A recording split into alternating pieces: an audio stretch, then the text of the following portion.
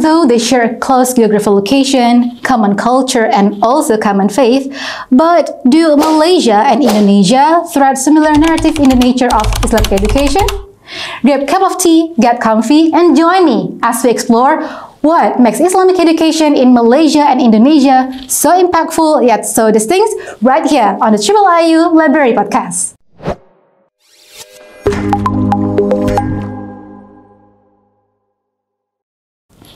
Hi everyone, I'm Farah, and in today's episode, we are going to discuss a book, one of the Yusuf Kala Library book collections entitled Islamic Education in Indonesia and Malaysia, Shaping Minds, Saving Soul.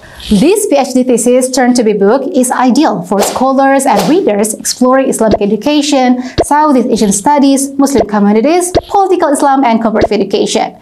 It's particularly insightful for those looking to understand state-society relations in Indonesia and Malaysia through the perspective of Islamic education. This book is authored by Dr. Hasballah, an associate professor in the School of Social Sciences at University Science Malaysia, located in Penang, Malaysia. Dr. Taib earned his PhD from the Australian National University in 2016 and focuses his research on political Islam, social movements, and local government politics in both Malaysia and Indonesia. This book was published in 2018 by Routledge. The book was awarded the College Choice Award for Social Sciences at the 2019 International Convention of Asia Scholars, or ICAS, held in Leiden, Netherlands. Okay, now let's begin with why Dr. Hasballah choose this research topic. In 2007, as a Fulbright Fellow at the pesantren, or we call it Islamic Boarding School in South Kalimantan, Indonesia, Taib taught English and conducted preliminary research for his PhD. One morning, in the teacher's lounge, he and the other teachers, or we call them ustaz, were watching a celebrity gossip show. A new segment covered an interfaith celebrity marriage, which led the ustaz to pause and engage in a lively debate on interfaith marriage from various theological viewpoints. This scene struck Taib. Why? Because such open discussion seems unthinkable in the conservative Islamic schools of his native Malaysia. The experience sparked questions about what differences in Islamic education systems had fostered such openness in Indonesia, inspiring his comparative study of the two countries. This book investigates the nature of Islamic education systems in Indonesia and Malaysia, as well as the various ways used by these countries to manage these systems. Three key differences help clarify the distinctiveness of Islamic education in Indonesia and Malaysia. First, Indonesia has a larger number of Islamic schools compared to Malaysia, even considering population size. Second, 95% of Islamic schools in Indonesia are privately run, whereas most in Malaysia are controlled by the Ministry of Education or state Islamic councils. Third, Malaysia has a more cohesive institutional approach to education, while Indonesia's Islamic education system is more diverse and decentralized. This book argues that post-colonial Malaysia has centralized control over Islamic education more effectively, promoting a stricter orthodoxy than Indonesia. So if you're wondering why this is happening, the answer lies in three factors. The first factor is the ideological composition of the state institutions in charge of Islamic education.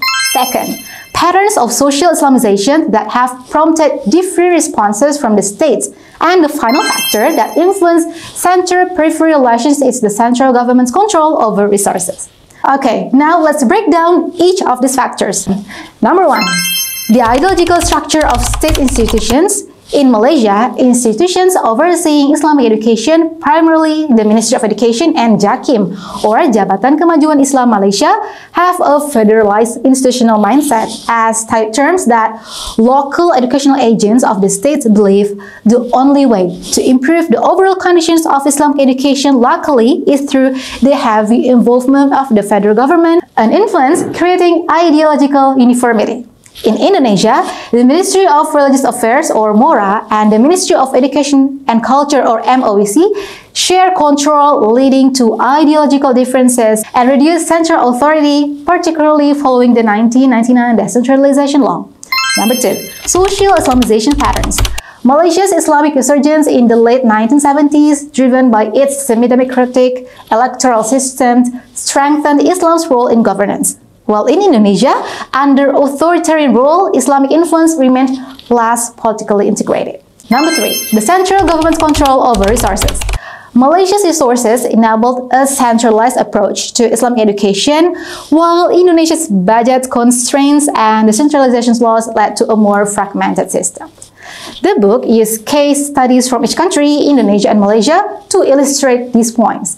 Aceh and Kelantan for their strong Islamic traditions, Nusa Tenggara Timur and Sarawak for their minority Muslim populations, and West Java and Selangor for their integrated Islamic schools. Informed by Joel McDowell's theoretical works on state and society relations, as well as the comparative historical institutionalism approach, this book demonstrates how the 3 aforementioned factors can help a state minimize influence from society and exert dominance, in this case by centralizing control over Islamic education. Taib's closing statement is that the goal of this work was to fill a knowledge gap in the study of Islamic education in Southeast Asia, specifically in Indonesia and Malaysia. Most research focuses on single-country perspective, but this book dives deep into the contrasting path each nation has taken in weaving Islamic education into their national systems. I agree with Hu Weweng from University Kebangsaan Malaysia. This book stands out for its strong theoretical grounding, compelling real-world insights, and clear, powerful analysis of how state and society interact to shape religious education. Taib's thoughtful summaries are perfect for bringing everything together. And that brings us to the end of today's dive into Islamic education in Indonesia and Malaysia, shaping mind, saving soul. Thank you for tuning in and for joining this journey of discovery with us. Stay curious and keep reading. Bye! If you are interested in finding this book, it's available at the Yusuf Kala Library. Simply go online to the library's online public access catalog at catalog.uiii.ac.id, type in the title or the author, and you will find the book's code and floor location. Good luck!